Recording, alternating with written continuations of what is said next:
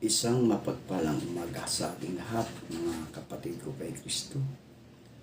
Mula sa The Sweet Rock Morning Devotion, sa kagalakan na muli tayo ay makapagbulay-bulay sa salita ng Panginoon sa umagang ito.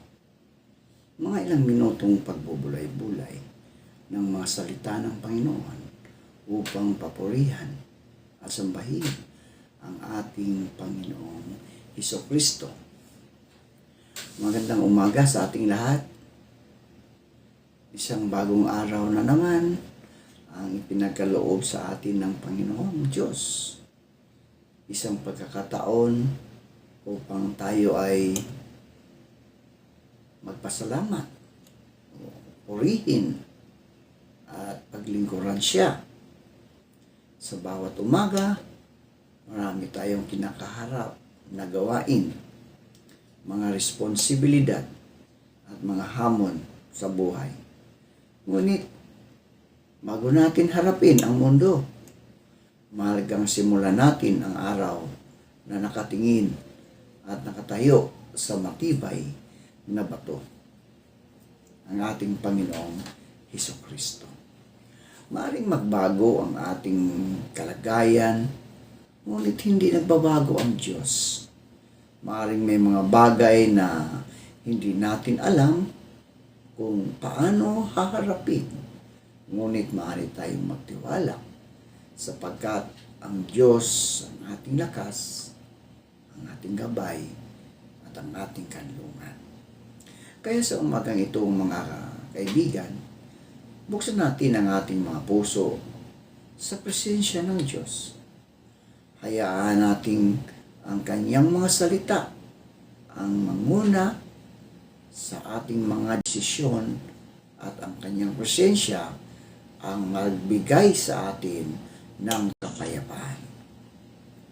Simulan natin ang araw na kasama natin ang Diyos, sapagkat kapag si Kristo ang ating matibay na bato, mayroon tayong lakas na harapin ang anumang hamon ng buhay. Magandang umaga muli at naway pagpalain tayong lahat ng Panginoon. Ang ating pong pagninilayan ngayong umaga ay matatagpuan sa Marcos Kabanata 4, talatang 35 hanggang 41 sa Magandang Balita, Biblia. Kinagabihan, sinabi ni Jesus sa mga alagad, tumawid tayo sa ibayo. Kaya't iniwan nila ang mga tao at sumakay sila sa bangkang sinasakyan ni Jesus upang tumawid ng lawa. May iba pang mga bangkang nakisabay sa kanila. Habang naglalayag, inabot sila ng malakas na bagyo. Kaya't ang bangkang sinasakyan nila ay hinampas ng malaking alon at ito'y halos mapuno na ng tubig. Si Jesus ay natutulog noon sa may hulihan ng bangka. Nakahilig sa isang unan, ginising siya ng mga alagad at sinabi, Guro, baliwala ba ninyo sa inyo ang kung mapahama kami? Bumangon si Jesus at sinaway ang hangin. Tigil, at sinabi sa lawa, tumahimik ka. Tumigil nga ang hangin at tumahimik ang lawa. Pagkatapos sinabi niya sa mga alagad, bakit kayo natatakot? Hanggang ngayon ba'y wala pa rin kayong pananampalataya? Natakot sila ng labis at ng mga. Sabi nila sa isa't isa, anong klaseng tao ito? Pati hangin at lawa ay sumusunod sa Kanya. Pinagpala na po tayo sa pagkabasa at pagkarinig ng Kanyang mga salita. Samahan ninyo ako sa pananalangin para sa mga nahihirapan o nasa mga laylayan ng ating lipunan. Tayo po'y manalangin. Mapagmahal at makapangyarihang Diyos, lumalapit kami sa iyo ngayong may mga pusong pagod, sugatan, nalulumbay, at mabigat ang dinadala. Alam mo, Panginoon, ang bawat luha na lihim naming pinupunasan, ang bawat problema na hindi namin masabi sa iba, at ang bawat laban na araw-araw naming hinaharap.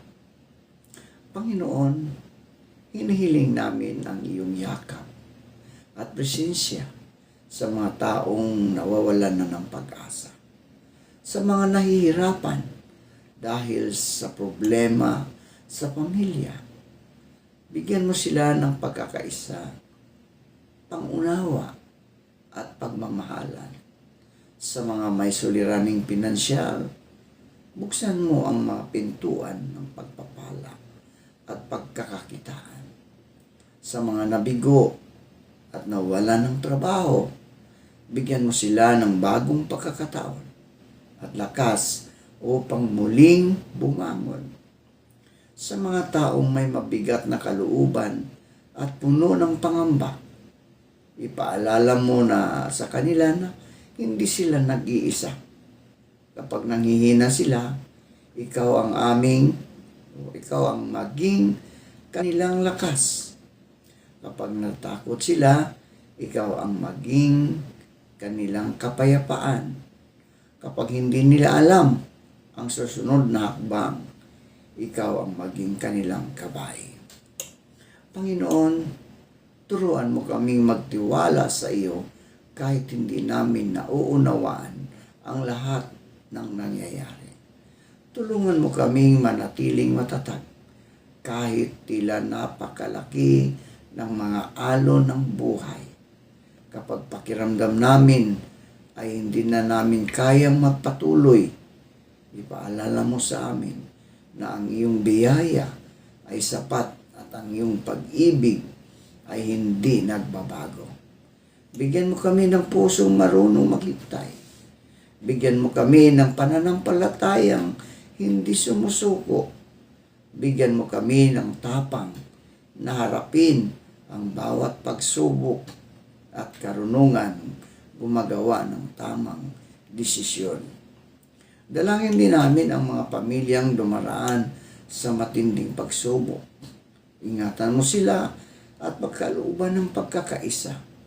Bigyan mo sila ng sapat na pagkain, pangangailangan sa araw-araw, at mga taong handang tumulong sa oras ng kanilang pangangailangan. Panginoon, hinihiling namin na maging instrumento rin kami ng iyong pag-ibig. Gamitin mo kami upang maging kamay na tumutulong, pusong nakikinig, at tinig na nagbibigay ng pag-asa sa mga taong nangangailangan.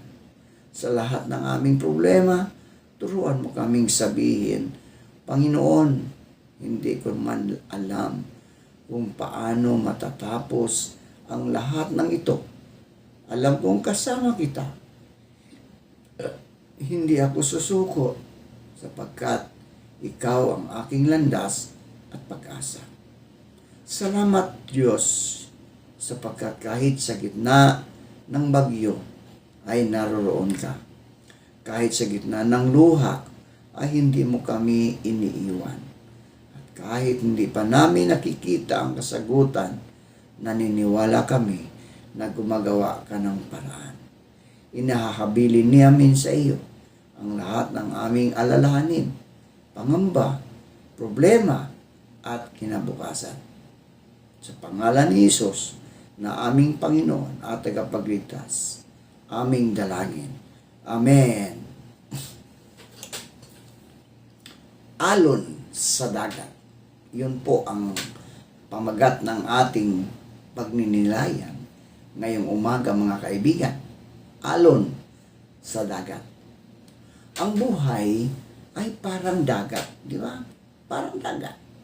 May mga araw na tahimik ang tubig, banayad ang hangin, at payapa ang paligid.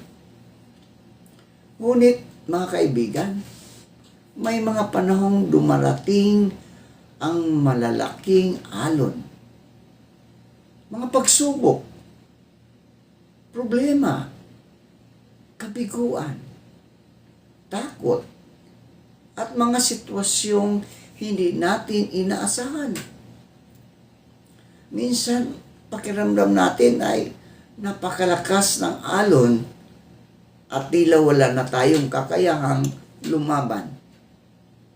Sa ganitong mga pagkakataon, napakahalagang nating maalala na hindi tayo nag-iisa. Kasama natin ang Diyos sa bawat alon ng ating buhay, mga kaibigan. Ayon sa Marcos, Kabanata 4, talatang 35 hanggang 41, makikita natin ang mga alagad ni Jesus na sa gitna ng dagat nang dumating ang malakas na bagyo, habang lumalaki ang mga alon at pumapasok ang tubig sa kanilang bangka. Natakot sila. Samantala, si Jesus ay natutulog. Sa kanilang takot, mga kaibigan, sinabi nila kay Jesus, "Guro, wala ka bang pakialam na tayo'y mapapahamak?" Napakalalim ng tanong na ito, mga kaibigan, no? Dahil minsan ito rin ang tanong natin sa Diyos. Kapag dumating ang problema, maaari nating itanong, "Panginoon, nasaan ka? Bakit mo ako hinahayaan na mangyari ito? Hindi mo ba nakikita ang pinagdaraanan ko?" Di ba? Yun ang mga tanong natin minsan kapag dumarating ang mga problema. Ngunit mga kaibigan, ang katotohanan ay hindi dahil tahimik ang Diyos ay nangangahulugang wala siyang ginagawa. Hindi dahil tila natutulog siya ay nangangahulugang pinabayaan na niya tayo. Di ba? Kaya mga kaibigan, tandaan natin nang bumangon si Jesus, no? Nung bumangon si Jesus, sinaway niya ang hangin at sinabi sa dagat, "Tumahimik ka. Pumanatag ka." Di ba? At biglang tumigil ang hangin at naging payapa ang dagat. So dito, mga kaibigan, ipinapakita nito na may kapangyarihan si Jesus higit sa anumang bagyo. Ang alon na nakakatakot sa atin ay hindi malakas kaysa Diyos na ating pinanaligan. Ang mga alon ay bahagi ng paglalakbay, kaibigan. Bahagi ng paglalakbay. Hindi natin maiiwasan ang mga alon ng buhay. May mga pagkakataong darating ang problema sa pamilya.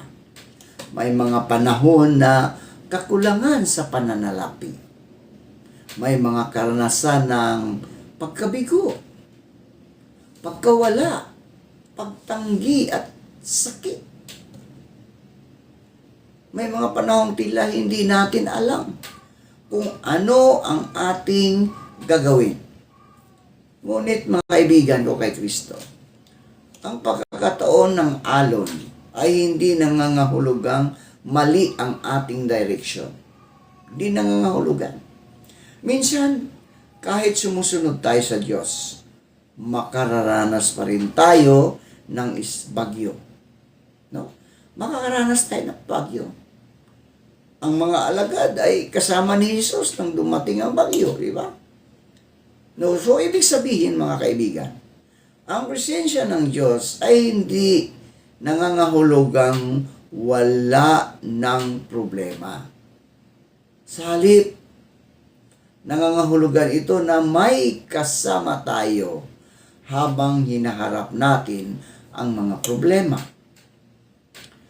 Hindi pinangako ng Diyos na hindi tayo daraan sa mga bagyo. Hindi niya pinangako yun, mga kaibigan. Ngunit ipinangako niya na hindi niya tayo iiwan. Ang alon ay maaring lugar or maging lugar ng ating pananampalataya. Madaling sabihin na tayo ay may pananampalataya kapag tahimik ang dagat. Madaling magpasalamat kapag maayos ang buhay. Madaling magsabi ng, Panginoon, nagtitiwala ako sa iyo kapag nasa atin ang lahat ng kailangan natin. Ngunit kaibigan, ang tunay na pananampalataya ay higit na nakikita kapag tayo ay nasa gitna ng unos. Kapag wala tayong kasiguruduhan, ngunit patuloy tayong nananalangin. Kapag nasasaktan tayo, ngunit patuloy tayong umaasa. Kapag hindi natin nauunawaan ang nangyayari, ngunit sinasabi pa rin natin, Panginoon, nagtitiwala ako sa iyo. So ang pananampalataya ay hindi kawalan ng takot, mga kaibigan. Ang pananampalataya ay ang pagpiling magtiwala sa Diyos kahit may takot. Huwag mong tingnan lamang ang laki ng alon. Tingnan mo kung sino ang kasama mo. Ha?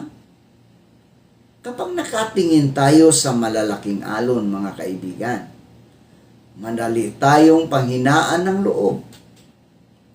Ngunit kapag itinaas natin ang ating mga mata at nakita natin si Jesus, nagbabago ang ating pananaw. Maaring malalaki ang problema, ngunit mas malaki ang Diyos natin, kaibigan. Maaring malakas ang unos, ngunit mas makapangyarihan ang ating Panginoon. Maaring hindi natin alam ang bukas, ngunit alam ng Diyos ang ating kinabukasan. Maaring hindi natin makita ang daan, ngunit nakikita ng Diyos ang buong direksyon ng ating buhay. Kaya huwag nating hayaang ang laki ng problema ang maging sukatan ng ating pag-asa. Ang ating pag-asa ay dapat nakasalig sa laki ng Diyos. May layunin ang Diyos kahit sa gitna ng alon. Minsan, mga kaibigan, ang mga pagsubok ay ginagamit ng Diyos upang palakasin ang ating pananampalataya. Ang taong hindi pa nakaranas ng unos ay maaaring hindi pa lubos na nakakaalam kung kaano katatag ang kanyang pananampalataya. Sa panahon ng pagsubok, natututo tayong manalangin ng mas malalim. Natututo tayong umasa sa Diyos. Natututo tayong maging mapagpakumbaba. Natututo tayong makiramay sa ibang taong dumaraan din sa problema. So ang dating sugat ay maaring maging testimonya, mga kaibigan. Ang dating luha ay maaaring maging kwento ng katapatan ng Diyos. Ang dating pagsubok ay maaaring maging patunay na hindi tayo iniwan ng Panginoon. May panahon ding titigil ang alon, di ba? May panahon din, hindi naman lagi yan eh. Walang bagyong panghabang buhay, mga kaibigan. Walang bagyong panghabang buhay. May simula at may katapusan ang unos. Kung ikaw ay kasalukuyang nasa gitna ng alon, kaibigan, huwag kang sumuko. Maaring hindi mo pa nakikita ang katahimikan. Ngunit hindi ibig sabihin na hindi na ito darating. Patuloy kang manalangin. Patuloy kang manalangin. Patuloy kang magtiwala sa Diyos. Patuloy kang humawak sa salita ng Panginoon. Patuloy kang lumakad na kasama ang Diyos, mga kaibigan. Darating ang panahon na masasabi mo, nalampasan ko rin ang alon, hindi dahil malakas ako, kundi dahil naging tapat ang Diyos sa akin. Ito ngayon ang hamon sa atin, mga kaibigan. Ang bawat isa sa atin ay may sariling alon, di ba? May sariling alon.